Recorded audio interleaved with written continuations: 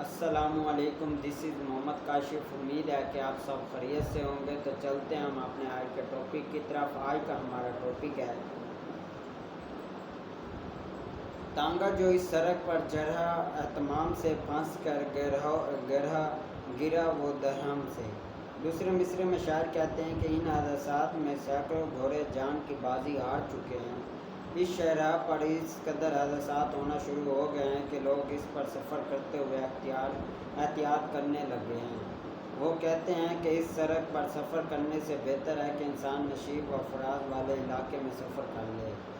یہاں سے یہ تو معلوم ہوگا کہ سڑک پر اتار چڑھاؤ آتا ہے، اس لیے وہ سمجھ بوجھ کا مظاہرہ کرتے ہوئے ان کو مد نظر ضرور رکھے گا۔ اس لیے شاعر کہتے ہیں کہ مال گودام روڈ کی خستہ حالت پکار کر کہہ رہی ہے کہ کوئی جو اس کی مرمت کرے اور مسافروں کے لیے آرام دہ بنائے، کیونکہ مجھے یاد ہے کہ جو بیتی ہے مجھ پر وہ میں جانتی ہوں کہ جا رہی ہوں مگر میں گزارا۔ آس پاس اس کے جو بستے ہیں نہ ان کی پوچھیے، جس قدر ویراں ہے یہ ہیں اس قدر وہ خستہ حال۔ آس پاس قریب بستے ہیں، رہتے ہیں ویران، اداس، خستہ حال، خراب حالت میں۔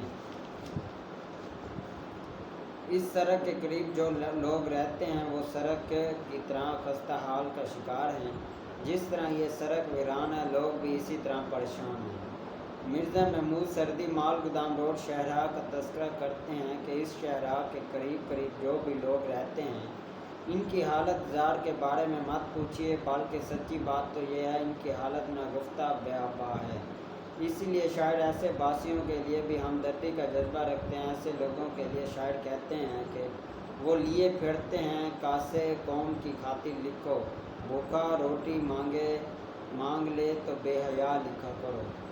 دوسرے مصرعے میں شاعر کہتے ہیں کہ اس شاہراہ کے آس پاس رہنے والوں کی حالت کا اندازہ لگانے کے لیے اتنا کہنا ہی کافی ہے کہ جس قدر یہ شاہراہ ویران نظر آتی ہے، اس کے باسی بھی اس قدر بری حالت کا شکار ہیں۔ اگر یہ شاہراہ جگہ سے ٹوٹ پھوٹ کا شکار ہے تو اس کے آس پاس بسنے والے لوگ بھی خستہ حالی کا شکار نظر آتے ہیں۔ بقول شاعر، ارد گرد اس شاہراہ کے بستے ہیں جتنے بھی لوگ، ان کی خستہ حالی بھی اس شاہراہ سے کم نہیں۔ اصل میں شاعر یہ بتاتے ہیں کہ اگر ملک کی شاہراہیں آرام دہ ہوں گی تو اس کے باسی ان پر سفر کر کے فراحت محسوس کریں گے اور وہ تھکاوٹ کا شکار نہ ہوں گے، لیکن اگر سڑکیں خراب ہوں گی تو اس پر سفر کرنے والے بھی کوفیت محسوس کرتے ہیں۔ رونقیں ہی رونقیں ہیں، جس طرف بھی دیکھیے چینکنے لگتے ہیں اس پر شام ہوتے ہی شگال۔ رونقیں چہل پہل، جس طرف جس جانب چیختے ہیں، چلاتے ہیں، شور مچاتے ہیں، شگال گدڑ۔ یہ سڑک چہل پہل اور رونق سے بھرپور نظر آتی ہے، لیکن شام ہوتے ہی اس پر گدڑ چلانا شروع کر دیتے ہیں۔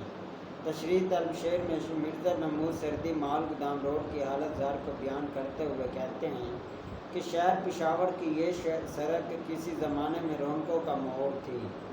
اس پر لوگ سفر کرنے میں فرحت محسوس کرتے تھے۔ اس کے ارد گرد دونوں جانب لوگوں کی رونقیں نظر آتی تھیں، مگر اس خستہ حالی کی وجہ سے شاعر طنزیہ بڑے انداز میں کہتے ہیں کہ اس ویران سڑک پر جیسے ہی شام کے سائے ڈھلتے ہیں، اس پر گدڑوں کا راج شروع ہو جاتا ہے، وہ چلانا شروع کر دیتے ہیں، چیخنا شروع کر دیتے ہیں۔ بقول شاعر، جب شام کے سائے ڈھلتے ہیں اور رات بسیرا کرتی ہے، اس روڈ پہ آتے ہیں گدڑ اور رونق میلے کرتے ہیں۔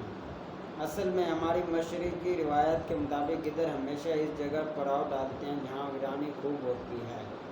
اس شاہراہ پر شام کے وقت گدڑ ٹہلنا شروع کر دیتے ہیں۔ بڑی شاہراہیں تو دن رات مصروف دکھائی دیتی ہیں، جبکہ یہ ایک ایسی عظیم شاہراہ ہے جس پر شام ہوتے ہی گدڑ دوڑتے دکھائی دیتے ہیں۔ شاعر ذمہ دار حکمرانوں پر تنقید کر رہے ہیں کہ شہر پشاور کی یہ شاہراہ ان کی بے تہجمی کی وجہ سے ویرانے کا روپ اختیار کر چکی ہے۔